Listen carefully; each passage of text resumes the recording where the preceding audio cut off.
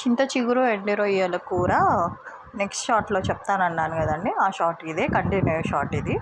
అది 2 మినిట్స్ కలిపి మూత పెట్టమని చెప్పాను కదా, దాంట్లో చింత చిగురు యాడ్ చేసుకొని అలాగే కలుపుతూ 2 మినిట్స్ కలిపేసి అలాగే కలుపుతూ ఉండండి.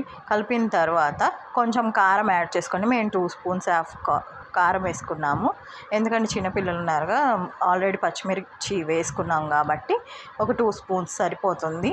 కొంచెం సేపు అట్లాగే కారం అంటే పచ్చివాసన పోయేదాకా వేపుకుంటూ ఉండండి. తర్వాత కొంచెం వాటర్ మిక్స్ చేయండి, ఎందుకంటే ఫ్రాన్స్ని ఇందాక ఫ్రై చేసుకున్నాం కాబట్టి ఇప్పుడు కొంచెం ఫ్రాన్స్ లోపల కొంచెం పచ్చిగా ఉన్నా కానీ ఉడుకుతుంది కాబట్టి అందుకే వాటర్ యాడ్ చేసుకుందాం, సమ్ వాటర్.